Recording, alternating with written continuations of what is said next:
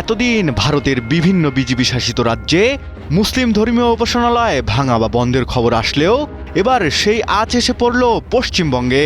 কোনো নোটিশ নেই, কোনো সতর্কবার্তা নেই, তাতেই নামাজ আদায় বন্ধ হলো 136 বছরের পুরনো একটি মসজিদে।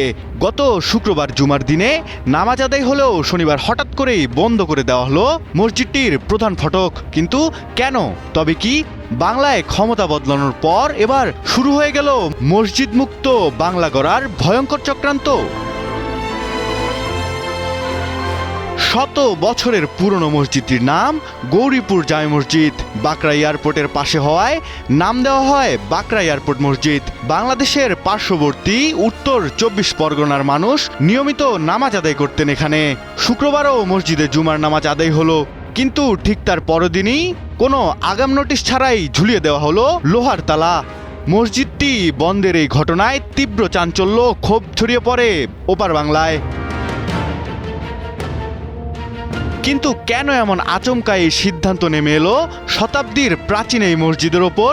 বিমানবন্দর কর্তৃপক্ষের নিরাপত্তার দোহাই দিয়ে বলা হচ্ছে আন্তর্জাতিক নিয়ম অনুযায়ী রানওয়ে থেকে কোনো স্থাপনার দূরত্ব 240 মিটার হওয়া উচিত, অথচ এই মসজিদটি 165 মিটার দূরত্বে রয়েছে।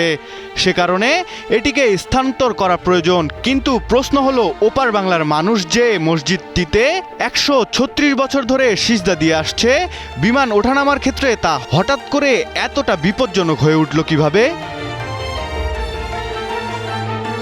এদিকে মসজিদ কমিটি বলছে আগাম কোনো ধরনের নোটিশ দেওয়া হয়নি, তবে মসজিদটির স্থান পরিবর্তন নিয়ে দীর্ঘদিন ধরেই বিমানবন্দর কর্তৃপক্ষের সঙ্গে আলোচনা চলছে।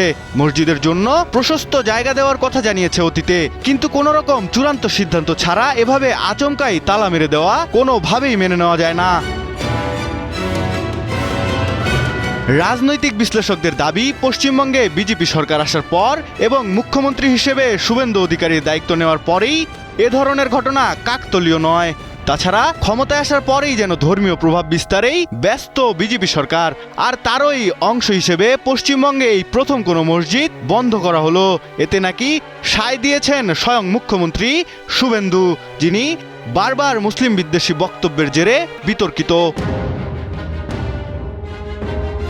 অতি সম্প্রতি ভারতের 6টি বিজেপি শাসিত রাজ্য দিল্লি, মহারাষ্ট্র, উত্তরপ্রদেশ, গুজরাট, রাজস্থান এবং হরিয়ানায় মাত্র 45 দিনের ব্যবধানে অন্তত 23টি মুসলিম ধর্মীয় স্থাপনা ভেঙে ফেলা হয়েছে, যার মধ্যে রয়েছে 1000 বছরের পুরনো মসজিদ থেকে শুরু করে 2000 বছরের পুরনো মাজার। এমনকি বারাণসীর ঐতিহাসিক মসজিদ গঞ্জ শহীদাও এখন ভাঙনের হুমকির মুখে।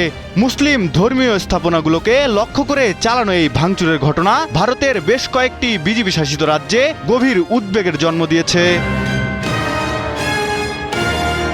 136 বছরের পুরনো ঐতিহ্যে তালা পড়ার পর এখন ওপার বাংলার সাধারণ মানুষের মনে একটাই প্রশ্ন, তবে কি মসজিদ মুক্ত বাংলা গড়ার চক্রান্ত শুরু হলো?